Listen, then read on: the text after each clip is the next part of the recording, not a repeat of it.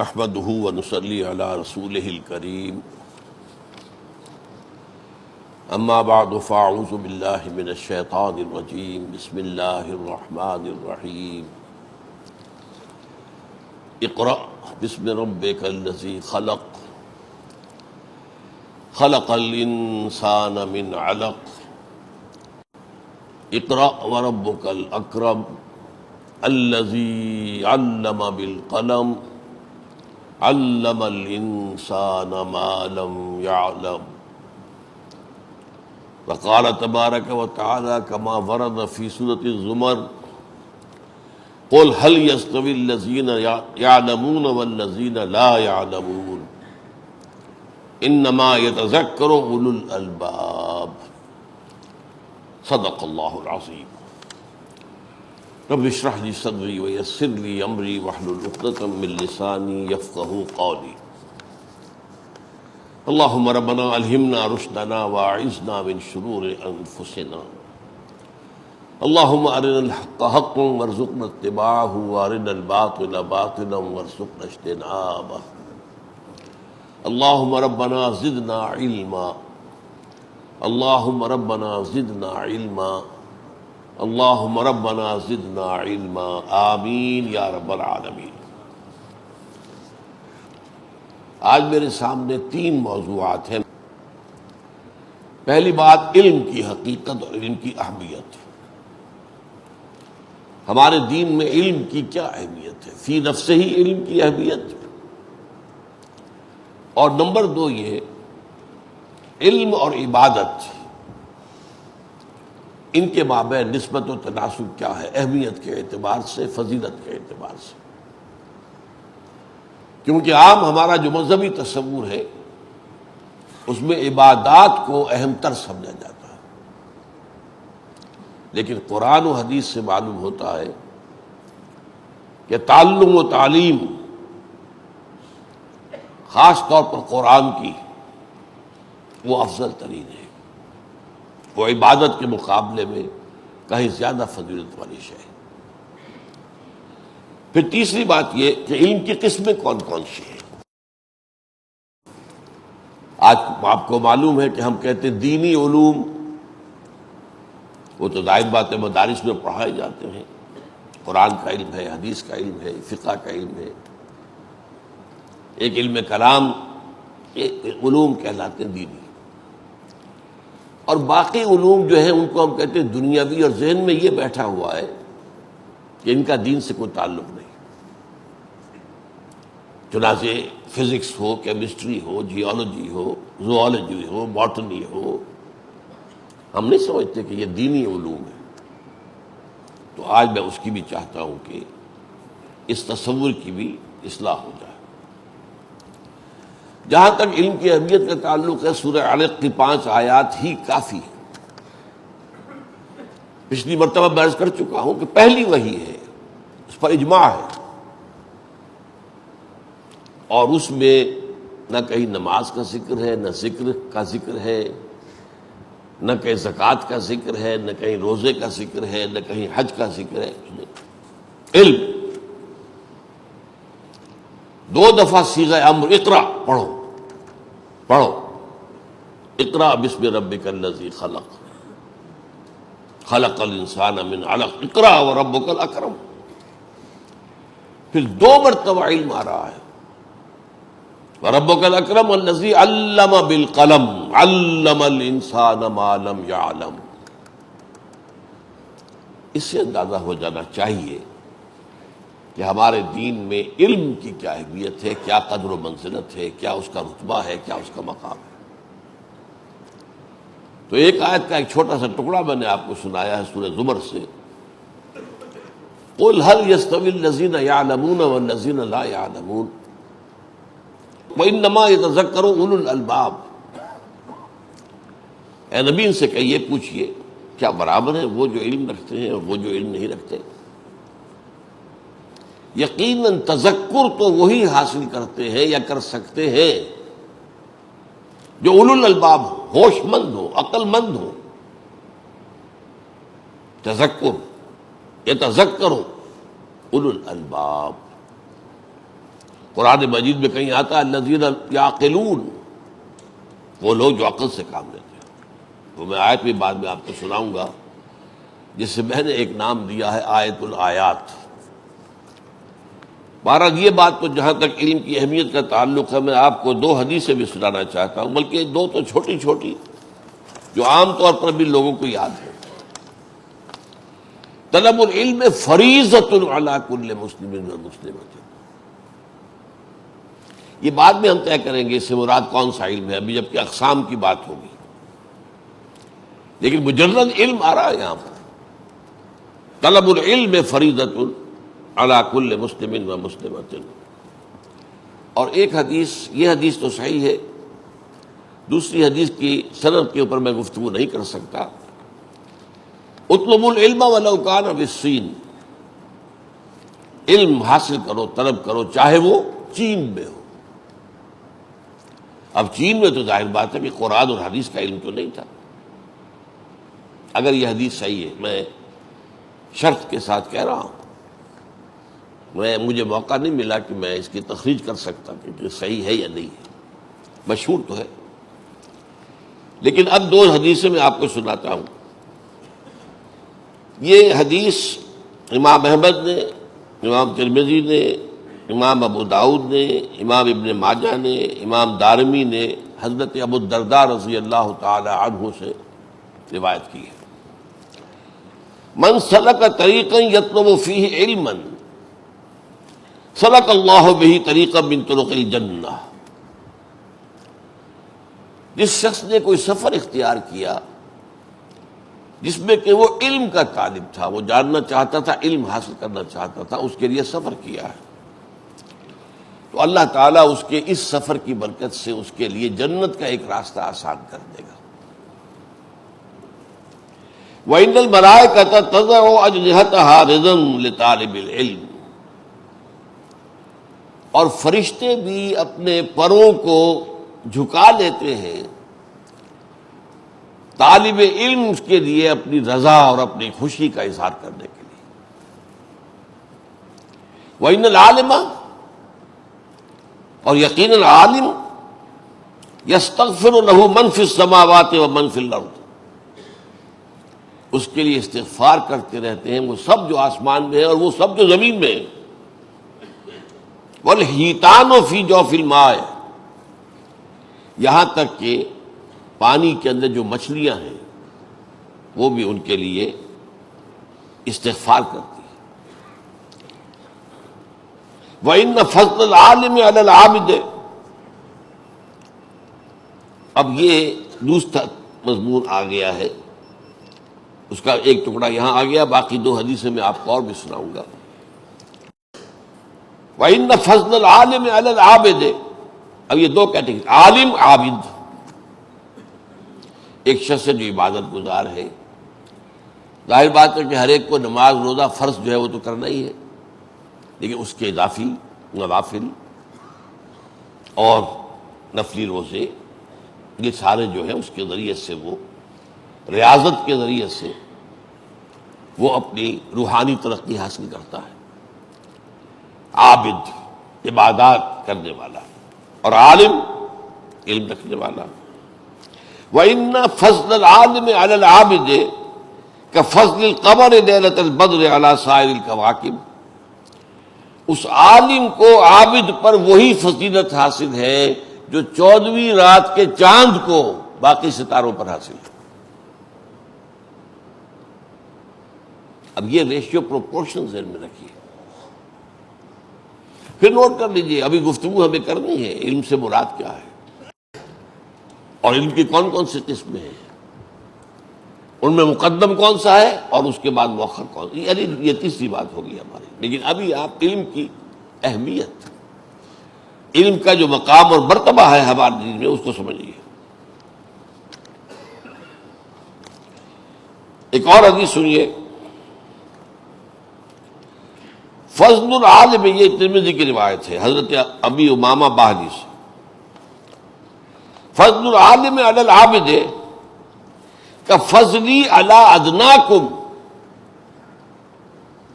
عالم کو عابد پر وہی فضیلت ہے جو مجھے حاصل ہے تم میں سے کسی ادنا انسان پر. اب اس سے معاملہ کہاں سے کہاں پہنچ گیا. ادنا انسان سے مراد عام انسان نہیں، ظاہر بات ہے صحابی ہوگا، اور صحابی کے لفظ کے ساتھ ادنا کا لفظ مجھے اچھا نہیں لگا بولنا، اس لیے میں نے انسان کا لفظ ڈال دیا ہوا. مراد کیا؟ صحابی. ادنا کم، تم میں سے، تم میں سے جو کم ترین. اب وہ کم ترین کس اعتبار سے ہوگا؟ علم میں ہو سکتا ہے، دین میں، عبادات میں، تفقہ میں، فہم میں، انہی میں ہو سکتا ہے.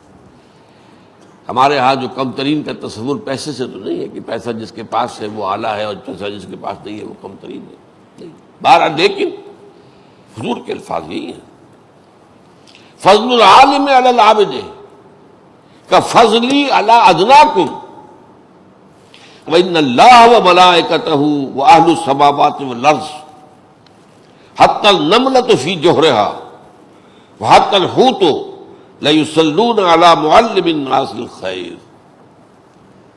اور یقیناً اللہ اور اس کے فرشتے اور تمام آسمانوں والے اور تمام زمین والے، یہاں تک کہ چیونٹیاں اپنے بلوں میں اور مچھلیاں پانی میں، معلم الناس الخیر، جو شخص لوگوں کو خیر کی تعلیم دے، ان پر رحمتیں نازل کرتے رہتے ہیں، صلاۃ درود. اب یہ ہے مقام ہمارے دین میں علم کا، اور عالم اور عابد کے درمیان یہ ہے ریشو پروپورشن. اب آئیے تیسری بات جو اہم ترین ہے، علم کی اقسام کون کون سی ہیں. دیکھیے علامہ ابن خلدون کا ایک قول بہت معروف اور مشہور ہے، العلم و علمان، علم الادیان و علم الابدان. علم دو طرح کے ہیں، ایک دینوں کا علم، ادیان کا علم، دین کا علم، اور ایک ابدان، فزیکل جو چیزیں ہیں دنیا میں، مادی چیزیں، بدن، فزیکل اینٹیٹیز، ان کا علم. ایک ہے کائنات کا علم، ایک ہے علم ہدایت. یہ دو علم. اب اس کو میں ذرا آپ کے لیے عام فہم بنانے کے لیے، ایک علم ہے جو انسان حاصل کرتا ہے خود قدم بقدم چل کر. یہ جو اس کائنات کا علم ہے یہ بہت ہی تدریج سے انسان نے حاصل کیا، تھوڑا تھوڑا تھوڑا تھوڑا تھوڑا تھوڑا، قدم قدم چل کر. اور اس کا ذریعہ کیا ہے؟ آنکھوں سے دیکھو، کان سے سنو، دماغ سے اس کو اینالائز کرو، تجزیہ کرو، نتیجہ نکالو، اور اس سے اپنے ذہن میں محفوظ کر لو. پھر اور دیکھو، اور سنو، اور معلومات حاصل کرو، اس سے نتیجہ نکالو، پچھلے نتیجے سے اس کو ٹیلی کرو. کوئی نئی چیز علم میں آئی ہے اسے بھی اپنی میموری کے اندر رکھ لو، درجہ بدرجہ، درجہ بدرجہ، درجہ بدرجہ، درجہ بدرجہ. یہ علم بڑھا ہے کائنات کا. سادہ سی مثال دیتا ہوں. آدمی کو آغاز میں سورسز آف انرجی کا کوئی علم نہیں تھا. انرجی کہاں سے آتی ہے؟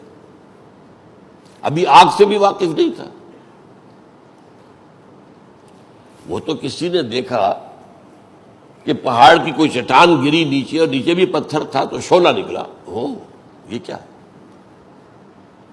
پھر اس نے دو پتھروں کو لے کر ٹکرایا، اس سے نکل آیا، آگ ایجاد ہو گئی. کچھ عرصے بعد اب اس نے آگ سے، پہلے وہ کچا گوشت کھاتا تھا یا کچے پھل یا درختوں کی جڑیں. یہ جو مولی ہے یہ بھی جڑ ہے، گاجر بھی جڑ ہے، اور بھی جڑیں ہوتی ہیں، نرم ہوتی ہیں. لیکن اب کھانا پکا کر اس نے گوشت پکا کر کھانا شروع کیا. اس کے بعد کبھی دیکھا کہ ایک ہنڈیا ہم نے رکھی تھی، چولہے پر آگ چل رہی تھی، اس میں پانی تھا، اس پر ڈھکن ہلنے لگا، کہ یہ کس نے ہلایا اس کو؟ کوئی ہلانے والا تو نظر نہیں آیا، معلوم ہوا اسٹیم، یہ جو بھاپ ہے اس میں طاقت ہے۔ اب بھاپ کے انجن بن گئے، اسٹیم انجنز چل رہے ہیں، کتنی بڑی بڑی ٹرینز کو لے کر دوڑتے ہوئے جا رہے ہیں، دندناتے ہوئے، خیبر میل جا رہا ہے۔ یہ ایجاد کیا تھی؟ Steam engine. اس سے پہلے آدمی سمندر میں سفر بھی کرتا تھا تو بادبانی کشتیاں ہوتی تھی، وہ ہوا کے رحم و کرم پر ہے، ہوا ٹھیک چل رہی ہے تو ٹھیک ہے، ورنہ تو غلط۔ آپ کے مسئلے تو کچھ بھی نہیں۔ اب اس کے بعد دخانی کشتیاں، دخانی جہاز ایجاد میں آ گئے۔ اب آپ اپنے اس اسٹیم انجن کے ذریعے سے خود جدھر چاہتے جا رہے ہیں۔ اس کے بہت عرصے بعد بجلی ایجاد ہو گئی، پھر ایٹمک انرجی ایجاد ہو گئی۔ اللہ، اس کائنات کے ذروں کے اندر کتنی قوت ہے، ایٹم میں کتنی قوت ہے، اللہ۔ یہ سب کیا ہوا ہے؟ پہلے دن سے تو ایٹمک انرجی معلوم نہیں تھی، حضور کے زمانے سے بھی معلوم نہیں تھی، یہ تو بہت بات کی بات ہے نا۔ یہ علم ہے علم الاشیاء، چیزوں کا علم، علم الابدان۔ اب ہم عام عرف میں کیا کہیں گے؟ سائنسی علم، عام اس وقت جو عرف عام ہے۔ اچھا، اس علم کا منبع کون ہے؟ کس نے سکھایا یہ علم؟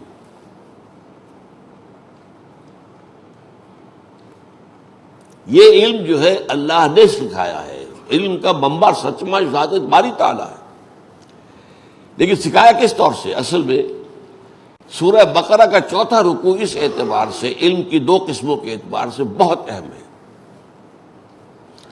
شروع میں ایک علم کا ذکر ہے کہ علم آدم الاسماء کلھا، اللہ نے آدم کو سارے نام سکھا دیے۔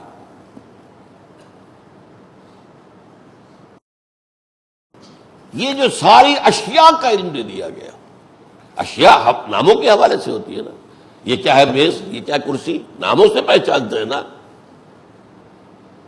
علم آدم الاسماء کلھا، یہ علم ودیت کر دیا گیا آدم کے اندر، اور اس علم کی حیثیت کیا ہے؟ جیسے آپ دیکھتے ہیں آم کی گٹھلی ہے، آپ نے اس کو زمین میں بو دیا تھا، اس میں سے 2 پتیاں نکلی، پھر آپ نے کھاد واد ڈالی، وہ ایک جو ہے تنا بنا، آگے چڑھا، تناور درخت بنا، اس میں آم لگے۔ یہ آم کا درخت کہاں سے آ گیا ہے؟ اس گٹھلی میں سے آیا ہے، پوٹینشلی، بالقوہ۔ آم کا درخت آم کی گٹھلی میں موجود تھا۔ اسی طرح حضرت آدم کو جو یہ علم پوٹینشلی دے دیا گیا تھا، اور جس کے لیے آپ کو کیا دے دیے گئے؟ آلات، ان السمع والبصر والفؤاد کل اولئک کان عنہ مسئولا۔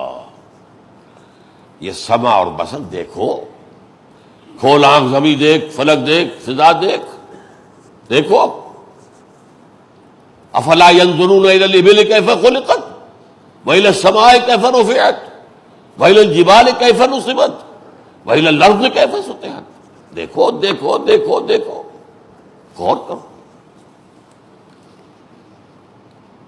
یہ علم جو ہے درجہ بدرجہ، قدم بقدم، قدم بقدم بڑھتے ہوئے آج اس مقام پر پہنچ گیا ہے کہ انسان چاند پر سیر کر کے آ گیا۔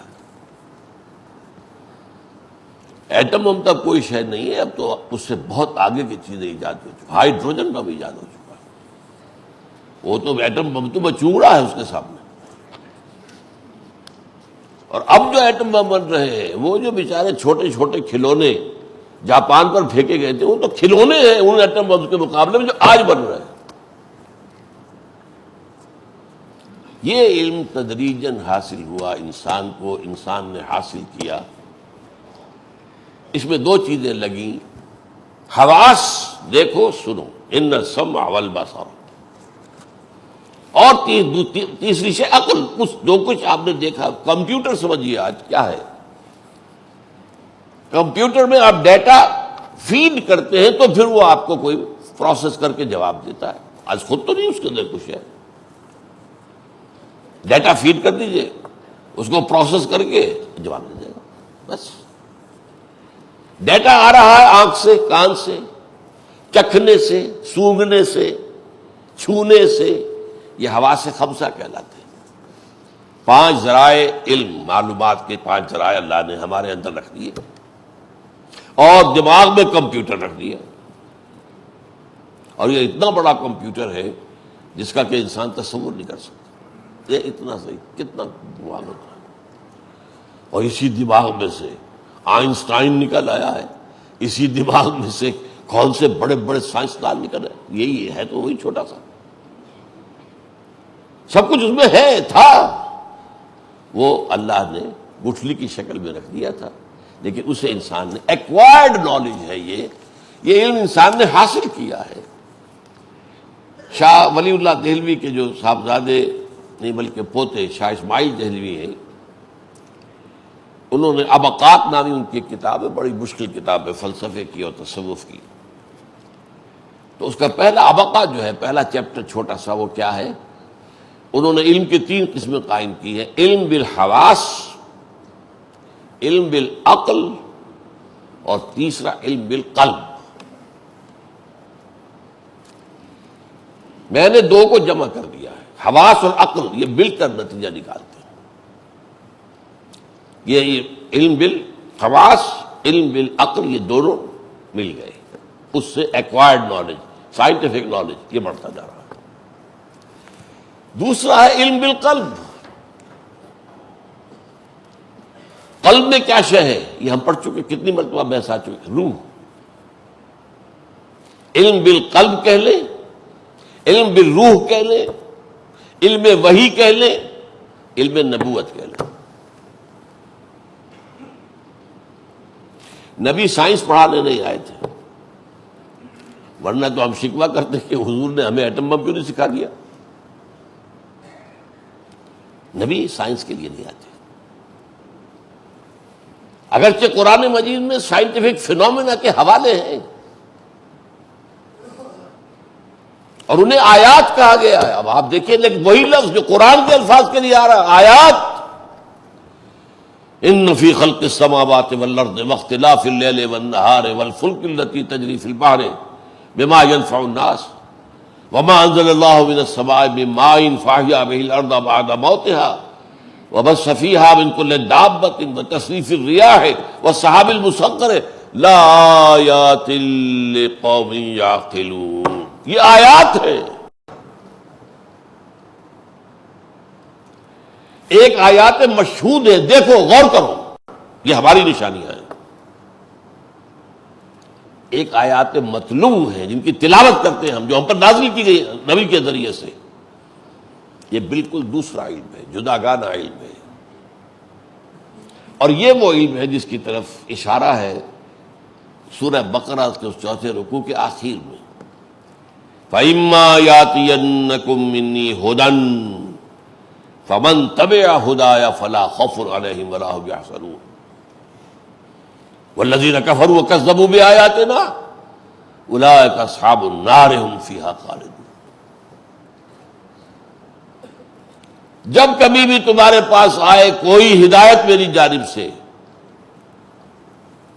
تو جو بھی میری اس ہدایت کی پیروی کرے گا اس کے لیے نہ خوف ہوگا نہ حزن، اور جو اس ہدایت کا انکار کریں گے اولئک اصحاب النار هم فیہا خالدون، وہ جہنمی ہو. یہ چارٹر ہے، چارٹر آف ہیومینٹی.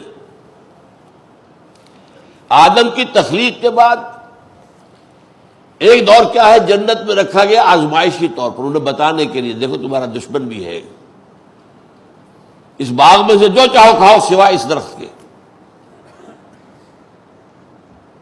جیسے آپ کو معلوم ہے ہر شے دنیا میں مباح ہے سوائے اس کا جس کی حرمت پر ثبوت ہو، جو حرام اللہ اور اس کے رسول نے کر دی. تو ایک درخت حرام کر دیا گیا. اور ابلیس نے اسی کا وسوسہ اندازی کر کے اسی کو کھانے پر آمادہ کر دیا۔ یہ ایک ڈیمونسٹریشن تھی، ایک ٹریننگ تھی۔ جیسے سی ایس پی آفیسرز ہوتے ہیں، ان کے پہلے تو امتحانات ہوتے ہیں، پھر ان کی ٹریننگ ہوتی ہے باقاعدہ۔ یہ آدم کا اسے جو خلافت عرضی دی جانے والی تھی، اس کا ٹریننگ کورس تھا۔ دیکھو تمہارا ایک دشمن ہے ابلیس، تمہارا اور تمہاری نسل کا، اس سے بچ کر رہنا۔ دیکھ لیا نا تم نے، تم سے گناہ سرزد کرا دیا نا، اس کے جھانسے میں آ گئے نا۔ ایک ہی درخت ہم نے حرام کیا تھا، وہی کھا گئے۔ لیکن اب اس کے بعد کہا یہ اصل میں صرف وہ جب حضرت آدم اور حوا دونوں نے توبہ کر لی، اللہ ہم سے خطا ہو گئی، معاف فرما دے۔ جیسے اس کے بعد حضور فرماتے ہیں کل بنی آدم خطاؤون کل خیر الخطائین التوابون۔ آدم اور ابلیس کا بنیادی فرق یہی ہے، ابلیس نے بھی جرم کیا، اللہ کے حکم عدولی کی سجدہ نہیں کیا آدم کو، لیکن پھر توبہ نہیں کی، اڑ گیا۔ انا خیر منہ، میں اس آدم سے بہتر ہوں، افضل ہوں، مجھے تو نے آگ سے بنایا ہے، اسے مٹی سے بنایا ہے، نچلوں میں سب سے نیچا اسفل سافلین پڑھ چکے کہ نہیں؟ میں کیوں سجدہ کروں گا؟ آدم سے اور حوا سے غلطی ہوئی، پھر معافی مانگے، اللہ ربنا اننا ظلمنا انفسنا وان لم تغفر لنا وترحمنا لنكونن من الخاسرین۔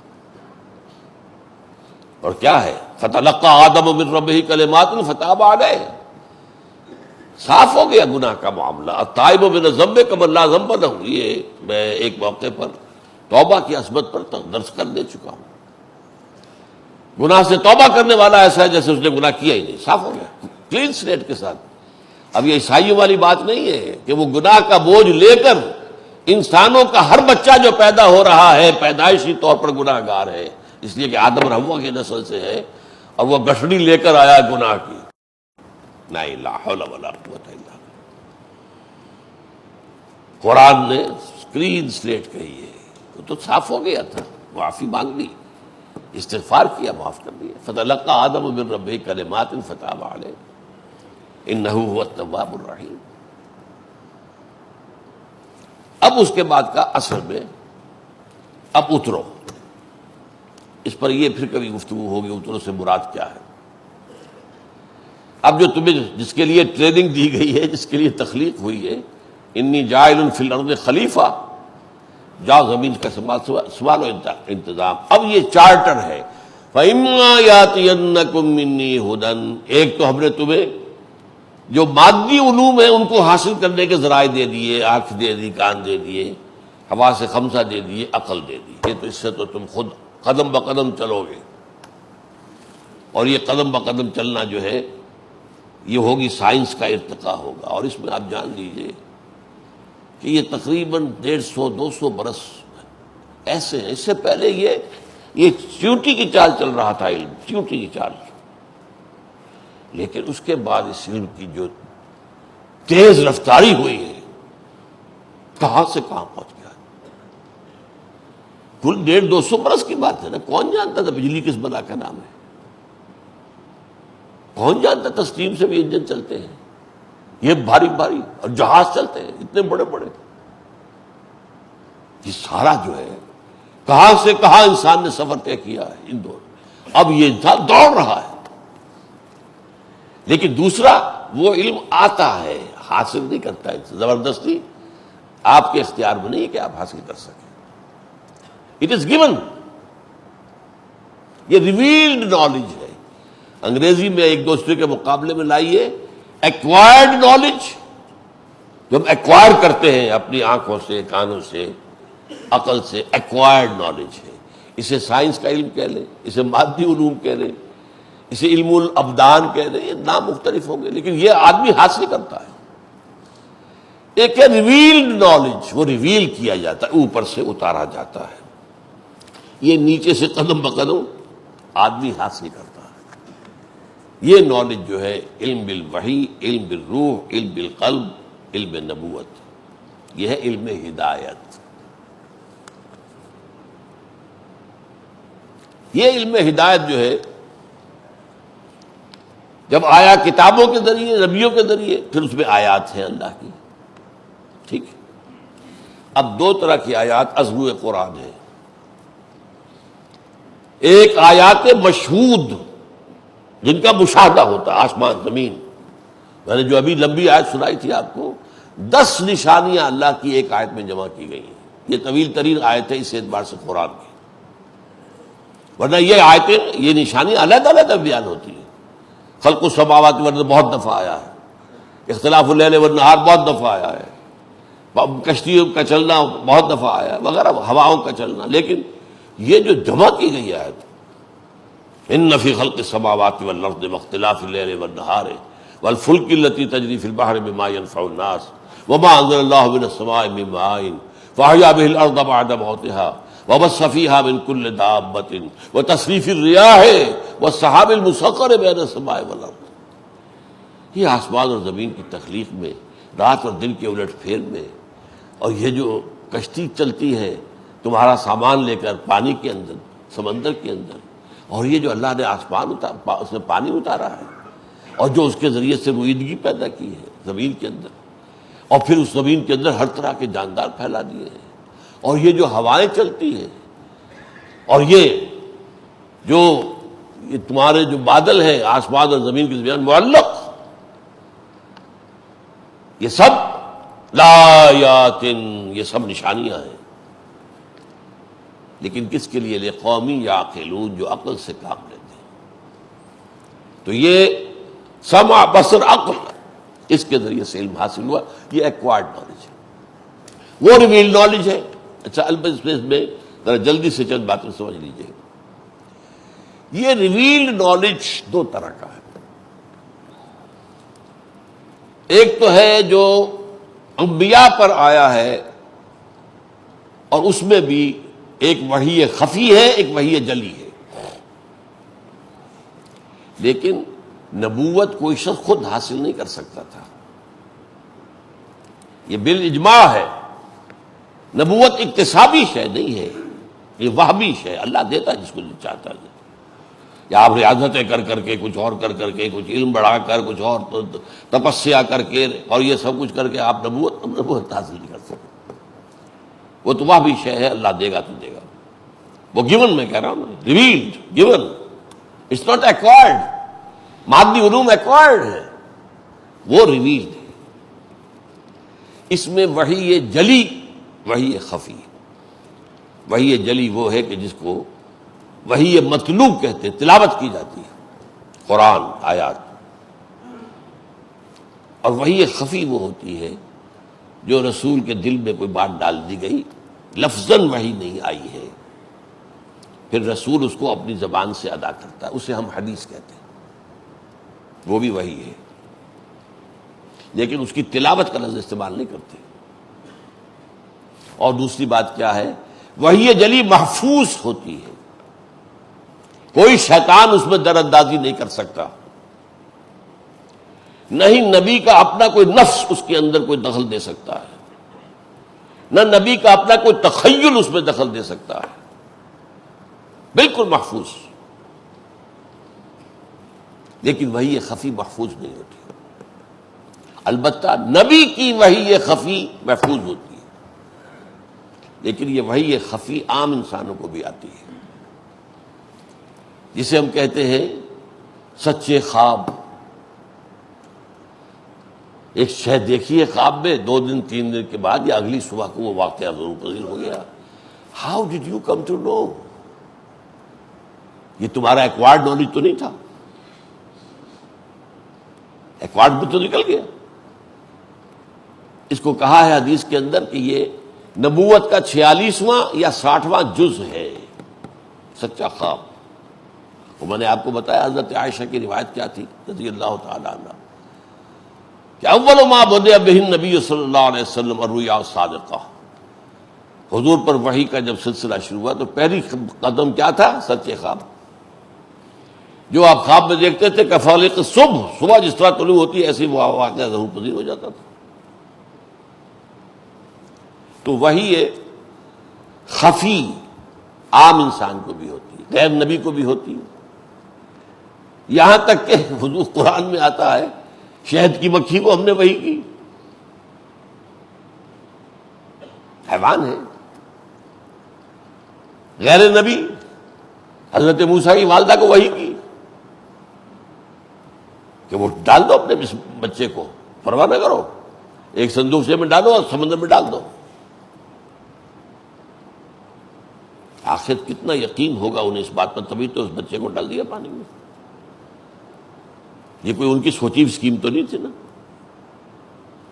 تو وہی یہ خفی عام انسانوں کو بھی ہوتی ہے. آج کل اس کا نام دیا جا رہا ہے، آج سے کچھ عرصے پہلے سائنس اس کی نفی کرتی تھی بالکل. نالج وہی ہے صرف جو میٹیریل نالج ہے، جو مادی علم ہے، جو ویریفائبل ہے، جس کو ناپا جا سکتا ہے، تولا جا سکتا ہے، دیکھا جا سکتا ہے، سنا جا سکتا ہے. اور کوئی نالج ماننے کو تیار نہیں تھے. آج نہیں بات وہ. آج تو آپ کہتے ہیں انٹیوشن، وجدانی طور پر ایک بات مجھے آئی ہے میرے ذہن میں. بھئی کہاں سے آئی ہے؟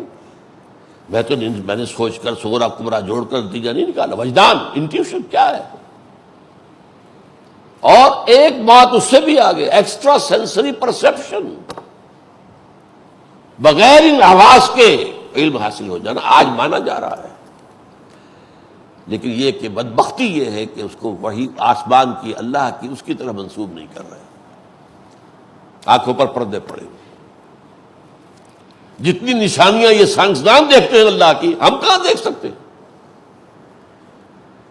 جو مائکروسکوپ کے اندر بڑا سائنسدان بیٹھا ہوا کسی بہت سپر مائکروسکوپ میں دیکھ رہا ہے، وہ میں اور آپ تو نہیں دیکھ سکتے. جو ٹیلیسکوپ کے اندر دیکھ رہا ہے کوئی سائنسدان، وہ ہم تو نہیں دیکھ سکتے. لیکن ان بدبختوں پر سب کچھ دیکھ کر، ساری نشانیاں دیکھ کر، اللہ کا علم حاصل نہیں ہوا. کائنات کا علم ہے، حاصل ہو گیا. علم مادی علم ہے، حاصل ہو گیا ہے. بہت ہو گیا ہے، بہت ہو گیا. وہ آج تصور نہیں کر سکتے. عام آدمی کیا کرے گا؟ بڑے بڑے سائنسدان تصور نہیں کر سکتے کہ علم کی کیا حد. اس لیے کہ علم کی شاخیں اتنی ہو گئی ہیں. پی ایچ ڈی فزکس میں کر رکھا ہے، کیمسٹری کی شاید بنیادی باتیں بھی معلوم نہ ہو. بنیادی تو خیر معلوم ہوگی، لیکن آگے کی بات تو معلوم نہیں. آج کہاں تک پہنچی کیمسٹری، جینیٹکس کہاں تک پہنچ گئے، فزکس والے کو کیا پتہ چلے گا. تو یہ صورت جان لیجئے کہ علم میں وہی ایک ہے خفی، ایک ہے جلی. جلی صرف انبیاء کرام کے ساتھ منسوب ہے، وہ اللہ کی طرف سے فَإِمَّا يَأْتِيَنَّكُم مِّنِّي هُدًى فَمَن تَبِعَ هُدَايَ فَلَا خَوْفٌ عَلَيْهِمْ وَلَا هُمْ يَحْزَنُونَ. وہی یہ خفی عام لوگوں کو بھی آتی ہے، کشف ہو جاتا ہے. یہ بھی وہی ہے. حضرت عمر نے جو دکھا دیا اللہ نے، وہ جو اس وقت شام کے اندر محاذ تھا، اور وہاں آپ نے یا ساریہ تو للجبل، کیا کر رہے ہو ساریہ، کیا غلطی کر رہے ہو، پہاڑ کو رکھو اپنی پشت پر. ان کے پاس تو کوئی طاقت نہیں تھی اس کے لیے کہ وہ پہنچا دیتے. یہ بھی وہی. تو کشف ہے، الہام ہے، رؤیا صادقہ ہے. یہ وہی ہے. یہ وہی ہے، نبی کے ساتھ خاص نہیں ہے، یہ عام لوگوں کو بھی آتی ہے. لیکن غیر نبی کی وہی محفوظ نہیں ہے، وہی خفی. وہی کی وہی خفی بھی محفوظ ہے، یعنی اس میں اس اعتبار سے محفوظ نہیں ہے جس طرح کے قرآن وحی جلی محفوظ ہے کہ اس کے اندر ایک حرف کا بھی فرق نہیں ہو سکتا. حدیث میں نے آپ کو بتایا تھا جب میں نے شروع کیا تھا درس 40 کا، حدیث اس معنی میں محفوظ نہیں ہے. ایک ہی واقعہ ہے حدیث جبرائیل میں، لیکن کتنے صحابہ اسے نقل کر رہے ہیں اور کتنا فرق ہے اس میں. میری آج ایک بات کہی ہوئی اس وقت، آپ میں سے 10 آدمی جا کر اگر کہیں نقل کریں گے تو مختلف ہوگی، ایک تو نہیں ہوگی. تو حدیث یہ جو وحی خفی ہے نبی کی، اس معنی میں محفوظ ہے کہ اس میں شیطان یا نفس انسانی کا کوئی دخل نہیں، لیکن اس معنی میں محفوظ نہیں ہے کہ اس کا ریکارڈ بھی محفوظ ہو جائے. یہ فرق ہے. لیکن وحی خفی ہے نبی کی، وہ بھی اس میں محفوظ ہے، کوئی شیطانی اس میں دخل حاصل نہیں ہو سکتا۔ اب آپ نے یہ دو قسمیں سمجھ لی، اس میں سے میں صرف اشارہ کروں گا آج۔ ان میں سے مقدم کون سی ہے؟ اس وقت دنیا کے اندر بدقسمتی، بدبختی نوع انسان کی، شامت اعمال انسان کی، سارا زور اس سائنسی علم پر ہے، ایکوائرڈ نالج پر ہے، اور علم بالوحی، علم بالقلب، علم بالروح، علم نبوت، علم ہدایت، اس سے آنکھ بند کر دی۔ یہ پوسٹ رینائسنس جو ورلڈ ہے دنیا میں، جو رینائسنس ہوا یورپ کے اندر 14ویں 15ویں صدی عیسوی کے اندر، احیاء العلوم، مذہب کو پیٹھ دکھا دی گئی، مذہب کو علیحدہ کرو، چھوڑو، کائنات کو اسٹڈی کرو، سائنس پڑھو۔ اس کے بعد سے جو گھڑ دوڑ شروع ہوئی ہے سائنس کی، ظاہر بات ہے جدھر بھی انسان توجہ کرے گا نتیجہ تو نکلے گا، نتیجہ نکلا ہے۔ اور اللہ کی آیات میں، وہ تو یہ آیات تو تھی۔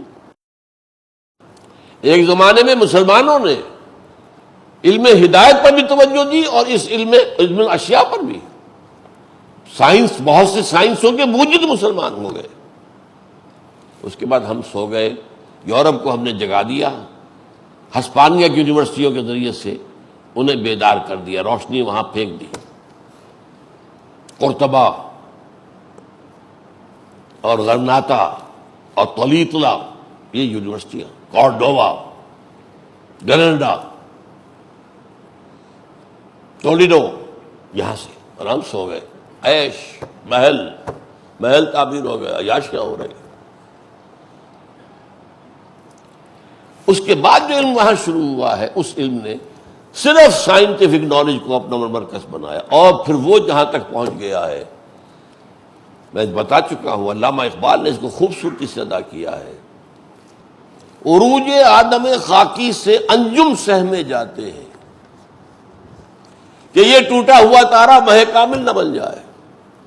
یہ آدم خاکی کا عروج ہے، چاند کو اپنے قدموں تلے روند کے آ گیا ہے، اور کمند ڈال رہا ہے، مریخ پر ڈال رہا ہے، مریخ کا بھی چکر لگا کر تو آ گیا ہے، اترا نہیں ہے۔ وہ تو کہاں تک جا رہے ہیں اسپوٹنک اسٹوڈنٹس کا آپ کو اندازہ ہی نہیں ہے۔ نئی جو ہے گیلیکسیز ایجاد ہو رہی ہیں، نئی منکشف ہو رہی ہیں۔ آپ نے پہلے ایک ٹیلیسکوپ ایجاد کی، اب اس سے زیادہ دور مار کرنے والی ایجاد ہو گئی، اب آپ کو جو اور گیلیکسیز نظر آ رہی ہیں، وہ trillions and trillions of light years ہم سے فاصلہ ہے ان کا۔ اور پھر انہوں نے جو ایجاد کیے ہتھیار، علم ہدایت سے جب آنکھیں بند کر لیں، اب نتیجہ سمجھیے وہ کیا ہوا۔ سائنس سے جو ترقی حاصل ہوتی، وہ اگر علم ہدایت کے تابع رہتی، وہ رحمت خداوندی کا منظر ہوتی۔ علم ہدایت کو آپ نے ایک طرف ڈال دیا تو سائنس کی ترقی انسان کی ہلاکت کا ذریعہ بن گئی۔ اور اسی علمی ترقی اور سائنسی ترقی کا نام دجالیت ہے۔ یہ جو دو آنکھیں اللہ نے دی تھی نا، ایکوائرڈ نالج، ریویل نالج، ایک آنکھ آپ نے بند کر دی، یہی دجال ہے، ایک آنکھ والا کانا۔ اللہ نے دو دی تھی۔ ایک شخص بھی آئے گا دجال، وہ علیحدہ بات ہے، لیکن یہ ایک مناسبت بتا رہا ہوں آپ کو۔ اللہ نے دو آنکھیں دی تھی، آپ نے ایک کو بند کر کے ایک چوپٹ کھل گئی، ہو اس کے کھلنے کی کیا حد ہے۔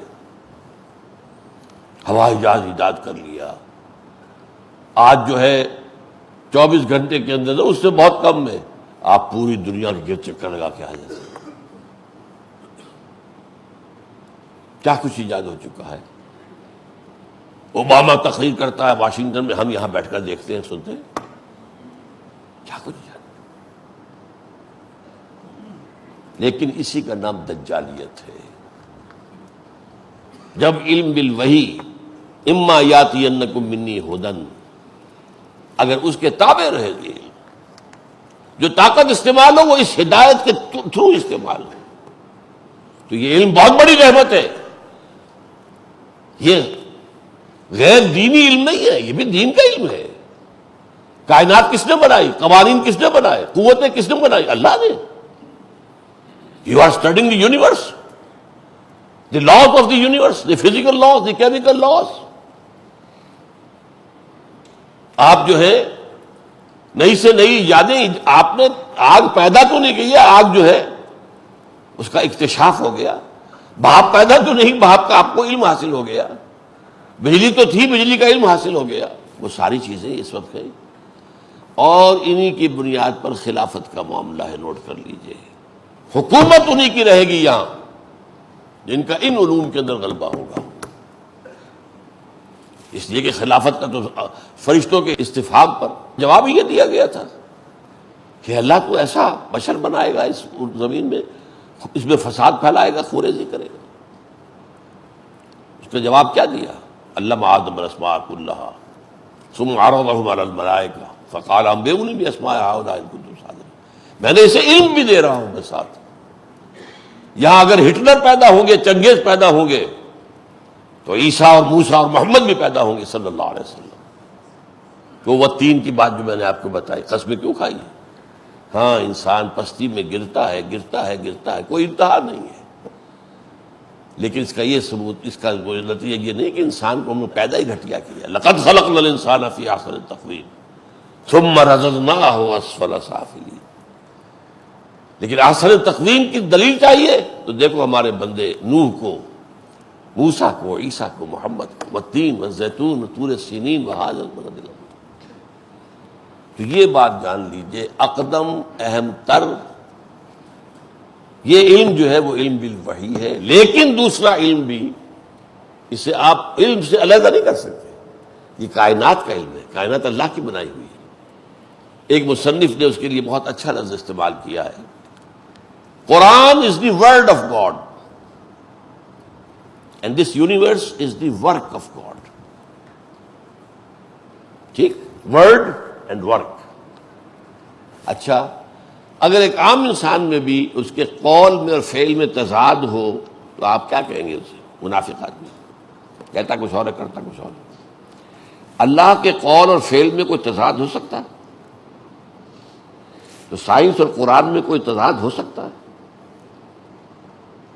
ناممکن۔ ہاں، قرآن مجید میں جو سائنٹیفک فینومینا بیان ہوئے ہیں ان کے فہم کے لیے ابھی جو مادی علوم درکار تھے ابھی انسان کے پاس نہیں تھے، اس لیے وہ اپنے طور پر اس دور کی سطح کے مطابق ترجمہ کرتا چلا گیا۔ میں نے الگ کے لفظ پر واضح کیا تھا آپ کو۔ تو جیسے جیسے وہ علم کا مادہ بڑھا ہے، سورہ حامیم سجدہ کی آخرت ہے، آخری آیت، سنریہم آیاتنا فی الآفاق فی انفسہم حتی یتبین لہم انہ الحق۔ ہم انہیں دکھائیں گے اپنی نشانیاں، اور دکھائیں گے اور دکھائیں گے۔ سنریہم مستقبل کی بات ہے، قرآن 1400 برس پہلے نازل ہو رہا ہے۔ سائنس کا علم اس وقت کتنا تھا؟ کچھ بھی نہیں تھا۔ سنریہم، اسی سائنس کی طرف تو اشارہ ہو رہا ہے، ایسی ایسی آیات دکھائیں گے جس سے کہ واضح ہو جائے گا کہ واقعی قرآن برحق ہے۔ اس لیے کہ مانا ہے ویسٹرن سائنسدانوں نے، ڈاکٹر مورس بوکائی کی کتاب اہم ترین ہے اس پر، کہ قرآن میں کوئی شے ایسی نہیں ہے جسے سائنس نے غلط ثابت کیا ہو۔ ہاں، قرآن سائنس کی کتاب نہیں ہے، نہیں، سائنس پڑھانے حضور نہیں آئے تھے، وہ تو ہدایت دینے آئے تھے۔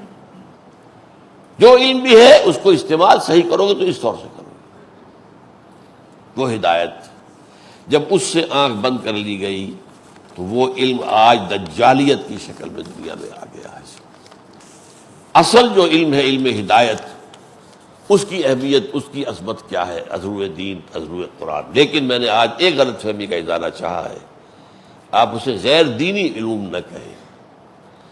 ان علوم کو ہم نے ایک زمانے میں ساتھ ساتھ چلایا، سائنسدان پیدا ہوئے، بڑے سے بڑے سائنسدان، اور وہ سب ہمارے جو ہے موجد ہیں ان سائنسوں کے۔ میڈیسن میں کہاں سے کہاں پہنچے، کیمسٹری تو ایجاد ان کی، الکیمیا، کیمسٹری، الکیمیا نام اس کا ہے۔ الجبرا ایجاد ہے، الجبرا یہ تو ایجاد ہے مسلمانوں کی. فلکیات میں کہاں سے کہاں پہنچے، اسی طرح یہ بصارت کے علم میں کہاں سے کہاں پہنچے، یہ تو مسلمانوں کا. لیکن اس وقت علم ہدایت اور علم وحی ساتھ ساتھ چل رہے تھے.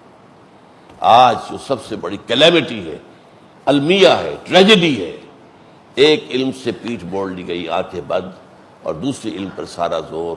اس سے یہ اب شیطانی علم بن گیا نتیجے کے اعتبار سے، اور دجالی کا فتنے کی بنیاد یہی ہے.